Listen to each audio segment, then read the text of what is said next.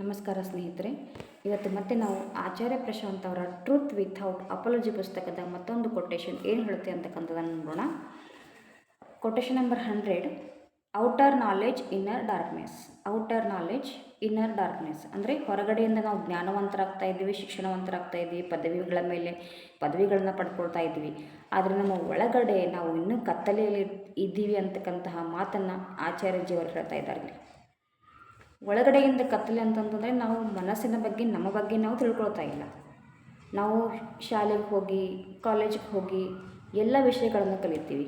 Language ಕಲಿತೀವಿ, ಸಮಾಜಶಾಸ್ತ್ರ ಕಲಿತೀವಿ, ರಾಜ್ಯಶಾಸ್ತ್ರ ಕಲಿತೀವಿ, ಸೈನ್ಸ್ ಕಲಿತೀವಿ, ಕೆಮಿಸ್ಟ್ರಿ ಕಲಿತೀವಿ, ಬಯಾಲಜಿ ಕಲಿತೀವಿ, ಮ್ಯಾಥಮೆಟಿಕ್ಸ್ ಕಲಿತೀವಿ, ಜಿಯೋಗ್ರಫಿ ಕಲಿತೀವಿ, ಪ್ರತಿಯೊಂದನ್ನು ಕಲಿತೀವಿ.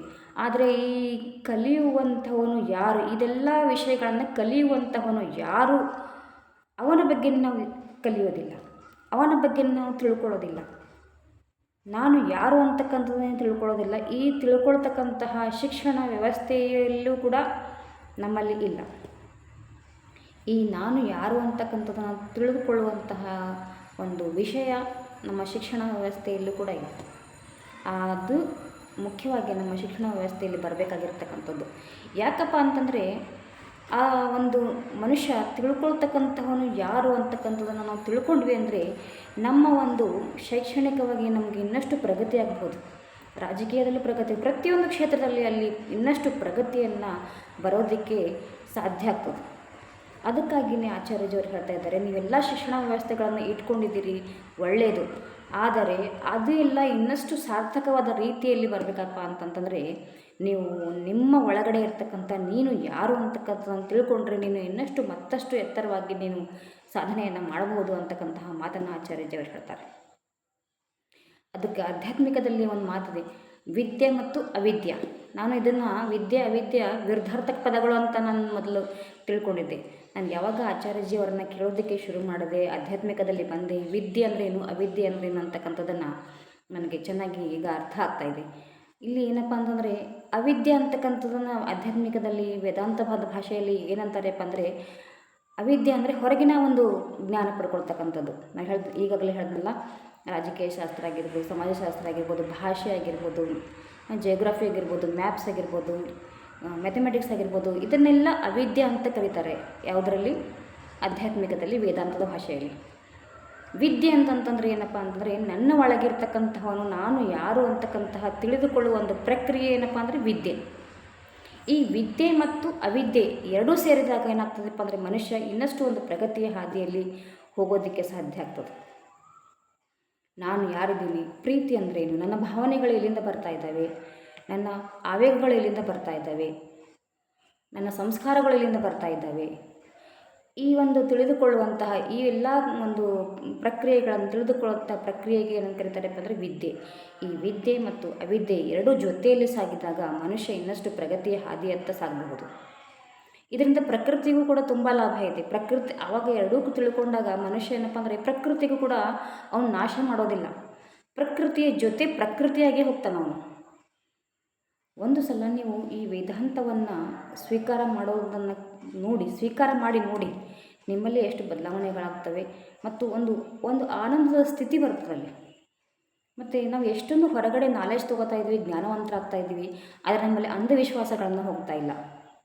ಹೇಗೆಪ್ಪ ಅಂದರೆ ಒಂದು ಉದಾಹರಣೆ, ಎಷ್ಟೋ ಪಿ ಜಿ ಮಾಡಿರ್ತಾನೆ, PhD ಮಾಡಿರ್ತಾನೆ ವ್ಯಕ್ತಿ, ಆದರೂ ನನ್ನ ಬಲ ಸರಿ ಇಲ್ಲ, ನನ್ನ ರಾಹು ದೋಷ ಇದೆ, ನನಗೆ ಅದು ದೋಷ ಇದೆ ಅಂತ ಹೇಳಿ ಎಲ್ಲೋ ಒಂದು ಗುಡಿಯಲ್ಲಿ ಹೋಗಿ ಯಾವುದೋ ಒಂದು ಹೋಮ ಆಗಲಿ, ದೋಷ ಪರಿಹಾರ ಆಗ್ತಕ್ಕಂತಹ ಯಜ್ಞ ಯಾಗಾದಿಗಳನ್ನು ಮಾಡ್ತಾನೆ. ನೀನು ಎಷ್ಟೇ ನೀನು ಪದವೀಧರ ಆದರೂ ಕೂಡ ನಿನ್ನಲ್ಲಿ ಅಂಧವಿಶ್ವಾಸಗಳು ಹೋಗ್ತಾ ಇಲ್ಲ. ಯಾಕೆಪ್ಪ ಅಂದರೆ ನಿನ್ನಲ್ಲಿ ಅಂಧಕಾರ ಇದೆ, ನಿನ್ನ ಒಳಗಡೆ ಅಂಧಕಾರ ಇದೆ. ಆ ಅಂಧಕಾರ ನಿನ್ನನ್ನು ಅಂಧವಿಶ್ವಾಸಕ್ಕೆ ತಳ್ತಾ ಇದೆ.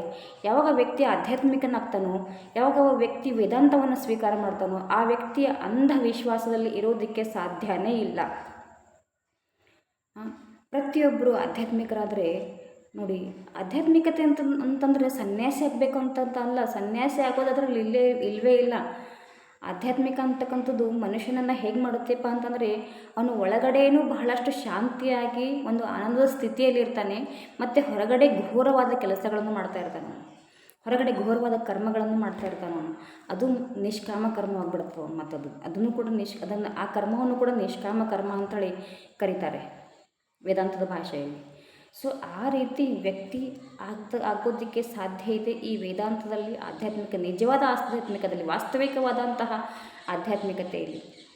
ನಮಗೆ ಈ ಸಮಾಜ ಏನು ಹೇಳಿದ್ರಪ್ಪ ಅಂದರೆ ಆಧ್ಯಾತ್ಮಿಕತೆ ಅಂದರೆ ಕಾಯಿ ಬಟ್ಟೆ ಉಟ್ಕೊಳ್ತಕ್ಕಂಥದ್ದು, ಎಲ್ಲೋ ಹೋಗಿ ಸನ್ಯಾಸಿ ಆಗ್ತಕ್ಕಂಥದ್ದು, ನಾಮ ಜಪ ಮಾಡ್ತಕ್ಕಂಥದ್ದು ಅಂತಕ್ಕಂಥದ್ದು. ಆದರೆ ವಾಸ್ತವಿಕ ಆಧ್ಯಾತ್ಮಿಕದಲ್ಲಿ ಅದು ಇಲ್ಲವೇ ಇಲ್ಲ. ಸೊ ಬಹಳ ಒಂದು ನಮ್ಮ ಅಂಧಕಾರವನ್ನು ಹೋಗಲಾಡಿಸಲಿಕ್ಕೆ ನಮಗೆ ವೇದಾಂತ ಅಂತಕ್ಕಂಥದ್ದು ಒಂದು ವೇದಾಂತ ಪುಸ್ತಕ ನಮಗೆ ಬಹಳಷ್ಟು ನಮಗೆ ಒಂದು ಒಳ್ಳೆಯ ಹಾದಿ, ಒಳ್ಳೆಯ ಮಾರ್ಗವನ್ನು ತೋರಿಸ್ತದೆ. ನೀವೆಲ್ಲರೂ ಕೂಡ ವೇದಾಂತ ಪುಸ್ತಕ, ಆಚಾರ್ಯಜಿಯವರು ಬರೆದಿರ್ತಕ್ಕಂಥ ವೇದಾಂತ ಪುಸ್ತಕವನ್ನು ಫಾಲೋ ಮಾಡಿ. ನಿಜವಾಗ್ಲೂ ಆಚಾರ್ಯಜಿಯವರು ಈಗ UK ಹೋಗಿದ್ದಾರೆ. ಆ UK ಜನನು ಕೂಡ ಅವರನ್ನು ಎಷ್ಟು ಪ್ರೀತಿಯಿಂದ ಸ್ವಾಗತಿಸ್ತಾ ಇದ್ದಾರೆ ಅಂತಂದರೆ ನನಗೆ ಬಾಯಿಯಲ್ಲಿ ಹೇಳೋದಕ್ಕೆ ಮಾತುಗಳೇ ಬರೋದಿಲ್ಲ. ನೀವು ನನ್ನ ವಾಟ್ಸಪ್ ಸ್ಟೇಟಸ್ ಆಗಿದ್ರೆ ನೋಡ್ಬೋದು, ಅಥವಾ ನೀವು ಆಚಾರ್ಯ ಪ್ರಶಾಂತ್ ಆ್ಯಪ್ನಲ್ಲಿ ನೋಡ್ಬೋದು, ಅದನ್ನು ಸರ್ಚ್ ಮಾಡ್ಬೋದು. UK ಕೂಡ ಅವಾಗೇನು ಸ್ವಾಮಿ ವಿವೇಕಾನಂದರು ಯಾವ ರೀತಿ ನಮ್ಮ ಸನಾತನ ಧರ್ಮವನ್ನು ಪ್ರಸಾರ ಮಾಡೋದಕ್ಕೆ ಅಮೆರಿಕಕ್ಕೆ ಹೋಗಿದ್ರು. ಸೊ ಅದೇ ರೀತಿಯಾಗಿ ನಮ್ಮ ಒಂದು ವಾಸ್ತವಿಕ ಧರ್ಮ ಅಂದರೆ ಹಿಂದೂ ಧರ್ಮ ಅಂತಕ್ಕಂಥದ್ದಲ್ಲ, ಪ್ರತಿಯೊಬ್ಬ ಮನುಷ್ಯನ ಧರ್ಮ ಕೂಡ ಆಗಿದೆ ಅದು. ಪ್ರತಿಯೊಬ್ಬ ಮನುಷ್ಯನಿಗೂ ಕೂಡ ಒಂದು ದುಃಖವನ್ನು ಕಳ್ಕೊಳ್ಳೋದಕ್ಕೆ ಒಂದು ಪರಿಹಾರ, ಒಂದು ಉಪಾಯ ಆಗಿದೆ ಅದು. ಅದನ್ನು ಬಿಟ್ಟು ನಾವು ಧರ್ಮ ಅಂದರೆ ಹಿಂದೂ ಧರ್ಮ, ಇಸ್ಲಾಂ ಧರ್ಮ, ಬೌದ್ಧ ಧರ್ಮ ಅಂತ ತಿಳ್ಕೊಂಡಿದ್ದೀವಿ. ವಾಸ್ತವಿಕ ಧರ್ಮ ಅಂತಕ್ಕಂಥದ್ದು ನನ್ನ ಒಳಗಿನ ಅಂಧಕಾರವನ್ನು ಕಳೆದುಕೊಳ್ಳತಕ್ಕಂಥದ್ದೇ ನಮ್ಮ ವಾಸ್ತವಿಕ ಧರ್ಮ. ನಾನು ಯಾರು ಅಂತಕ್ಕಂಥದ್ದನ್ನು ತಿಳ್ಕೊಳ್ತಕ್ಕಂಥದ್ದೇ ವಾಸ್ತವಿಕ ಧರ್ಮ. ಈ ನಿಜವಾದ ಧರ್ಮವನ್ನು ಆಚಾರ್ಯಜಿಯವರು ಈಗ UK ಲಂಡನ್ನಲ್ಲೂ ಕೂಡ ಅದನ್ನು ಪ್ರಸಾರ ಮಾಡೋದಕ್ಕೆ ಹೋಗ್ತಾ ಇದ್ದಾರೆ. ಅಲ್ಲಿನ ಜನ ಬಹಳಷ್ಟು ಸಂತೋಷವಾಗಿ ಅವರನ್ನು ಸ್ವೀಕಾರ ಮಾಡ್ತಾ ಇದ್ದಾರೆ. ಎಷ್ಟೊಂದು ಜನ ಕೂಡ ಅವರಿಗೆ ಅಪ್ರಿಷಿಯೇಟ್ ಮಾಡಿ ಕೆಲವೊಂದು ಮಾತುಗಳನ್ನು ಕೂಡ ಹೇಳಿದ್ದಾರೆ. ನೀವು ಆಚಾರ್ಯ ಪ್ರಶಾಂತ್ ಆ್ಯಪ್ನ ಡೌನ್ಲೋಡ್ ಮಾಡ್ಕೊಂಡು ಅದನ್ನು ಫಾಲೋ ಮಾಡ್ತಾ ಹೋದ್ರಿ ಅಂತಂದರೆ ನಿಮಗೆ ಈ ಪ್ರಪಂಚದಲ್ಲಿ ಆಚಾರ್ಯ ಪ್ರಶಾಂತ್ ಅವ್ರಿಗಿಂತನೂ ಒಟ್ಟು ಪ್ರೀತಿ ಪ್ರೇಮದಿಂದ ಇರೋ ವ್ಯಕ್ತಿ ಬೇರೊಬ್ಬರು ನಿಮ್ಗೆ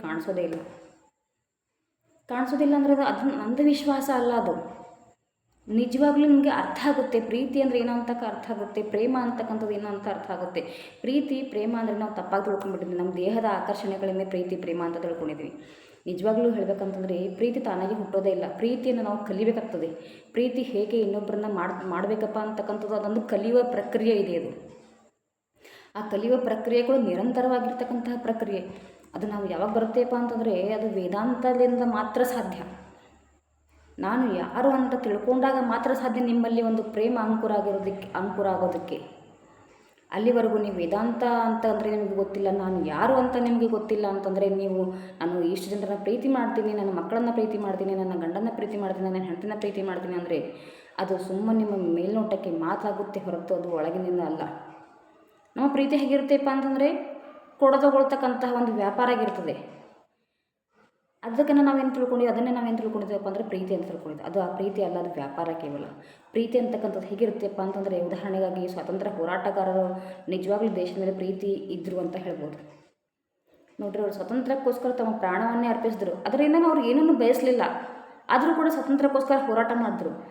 ಅದು ನಿಜವಾದ ಪ್ರೀತಿ. ಇನ್ನೊಬ್ಬರಿಂದ ನಾವು ಏನನ್ನೂ ಬಯಸದೇನೆ ಅವರನ್ನು ನಾವು ಎತ್ತರಕ್ಕೆ ಒಯ್ಯುವಲ್ಲಿ ಶ್ರಮ ಪಡ್ತಾ ಇದ್ವಿಯಪ್ಪ ಅಂದರೆ ಅದು ನಿಜವಾದ ಪ್ರೀತಿ. ಈಗ ಒಂದು ಸದ್ಯದ ಪರಿಸ್ಥಿತಿಯಲ್ಲಿ ನಿಜವಾದ ಪ್ರೀತಿ ಉಳ್ಳವರು, ನಿಜವಾದ ಪ್ರೇಮ ಉಳ್ಳವರು ಅಂತಂದರೆ ಆಚಾರ್ಯ ಪ್ರಶಾಂತ್ ಅವರೊಬ್ಬರೇನೆ.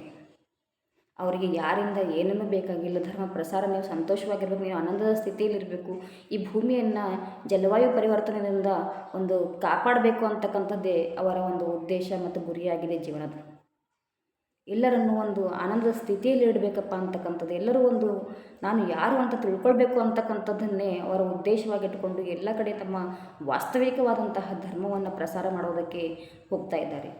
ಆಗಿನ ಸ್ವಾಮಿ ವಿವೇಕಾನಂದರು, ಈಗಿನ ಪರಿಸ್ಥಿತಿಯಲ್ಲಿ ಆಚಾರ್ಯ ಪ್ರಶಾಂತ್ ಅವರು. ನಮ್ಮ ಜನರಿಗೆ ಸದ್ಯದ ಪರಿಸ್ಥಿತಿ ಯಾರಿದವರೋ ಅವರ ಭಾವನೆಗಳು ಅವರದ್ದು ಏನೂ ಅರ್ಥ ಆಗೋದಿಲ್ಲ. ಸತ್ತ ಮೇಲೆ ಪೂಜೆ ಮಾಡ್ತಕ್ಕಂಥದ್ದನ್ನು ಮಾತ್ರ ಅಭ್ಯಾಸ ಮಾಡ್ಕೊಂಡ್ಬಿಟ್ಟಿದ್ದಾರೆ. ಅವ್ರು ಸತ್ತ ಮೇಲೆ ಪೂಜೆ ಮಾಡೋದ್ರಿಂದ ಏನು ಪ್ರಯೋಜನ ಇದೆ? ಅವರು ಇದ್ದಾಗ ಅವರ ಒಂದು ಅವರು ಹೇಳಿಕೊಟ್ಟಂತಹ ಮಾರ್ಗದಲ್ಲಿ, ಅಥವಾ ಅವ್ರು ತೀರ್ಕೊಂಡ ನಂತರ ಅವರು ಹೇಳಿಕೊಟ್ಟಂತಹ ಒಂದು ಮಾರ್ಗದಲ್ಲಿ ನಡೆದಾಗ ಮಾತ್ರ ಅವರಿಗೆ ನಾವು ಕೊಡಬೇಕಾಗಿರ್ತಕ್ಕಂತಹ ನಿಜವಾದ ಗೌರವ, ಅದೇ ನಿಜವಾದ ಗೌರವ. ಅವರ ಕೊಟ್ಟಂತಹ ಹಾದಿಯಲ್ಲಿ ನಾವು ಹೋಗಿದ್ವಿಯಪ್ಪ ಅಂದರೆ ನಾವು ಕೊಡಬೇಕಾಗಿರ್ತಕ್ಕಂತಹ ಗೌರವ ಅವರಿಗೆ ಕೊಟ್ಟಾಗಾಯಿತು. ಇಲ್ಲಾಂದರೆ ನಾವು ಸುಮ್ಮನೆ ಫೋಟೋದಾಗ ಪೂಜೆ ಮಾಡಿದ್ವಿ, ಒಂದು ಹೂವಿನಾರ ಹಾಕಿದ್ವಿ, ಪೂಜೆ ಮಾಡಿದ್ವಿ, ಅವರನ್ನು ನಮಸ್ಕಾರ ಮಾಡಿದ್ವಿ ಅಂದರೆ ಅದರಿಂದ ಯಾವ ಪ್ರಯೋಜನವೂ ಇಲ್ಲ.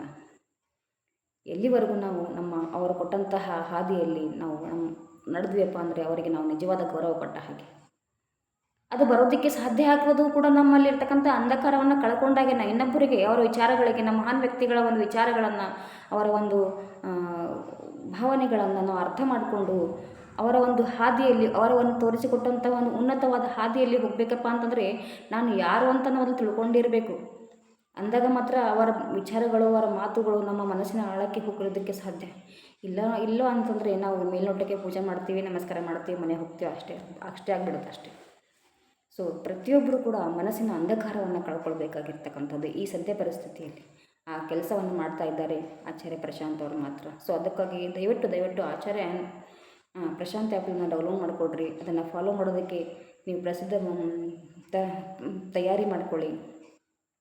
ಸೊ ನೀವು ಒಂದು ಸತಿ ಅವರನ್ನು ಫಾಲೋ ಮಾಡಿದ ಮೇಲೆ ಜೀವನ ಪೂರ್ತಿ ಅವರ ಫಾಲೋ ಮಾಡೋದ್ರಲ್ಲಿ ಯಾವ ಸಂಶಯನೂ ಇಲ್ಲ. ಸೊ ಅಷ್ಟನ್ನು ಹೇಳ್ತಾ ಧನ್ಯವಾದಗಳು.